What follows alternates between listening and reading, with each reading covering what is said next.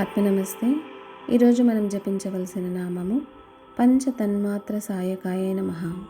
అంటే పంచ అంటే 5, తన్మాత్ర అంటే 5 సూక్ష్మతత్వాలు, సాయక అంటే బాణాలు.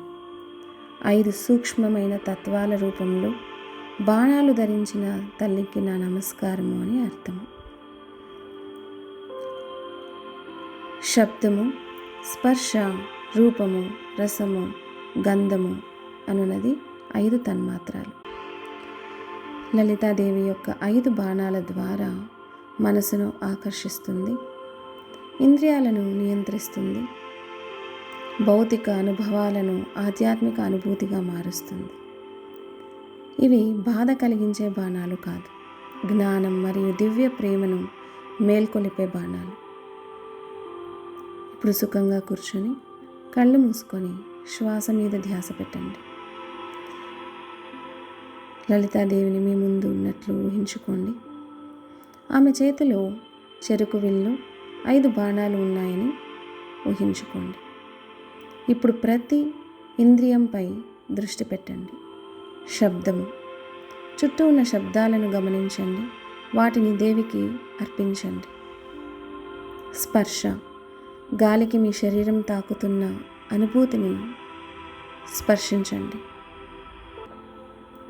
ఆ స్పర్శని దేవికి నివేదించండి. రూపము, మీ హృదయంలో దివ్యకాంతిని దర్శించండి, అందులో తనని చూసుకోండి. రసం, అంతరంగంలో మాధుర్యాన్ని అనుభవిస్తూ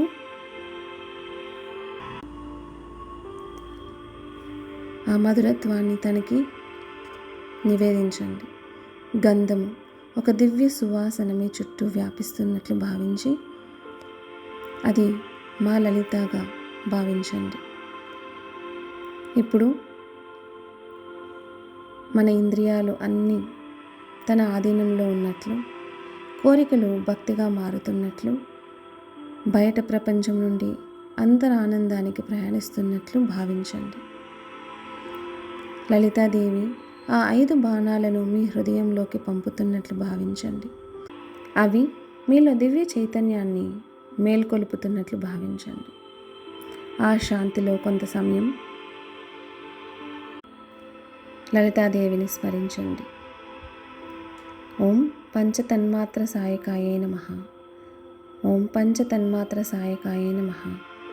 ఓం పంచతన్మాత్ర సాయకాయ నమః అని జపిస్తూ, ఓ దివ్యమాత, నాకు 5 ఇంద్రియాలను సత్యం, పవిత్రత, దివ్య ఆనందం వైపు నడిపించు అని ప్రార్థిస్తూ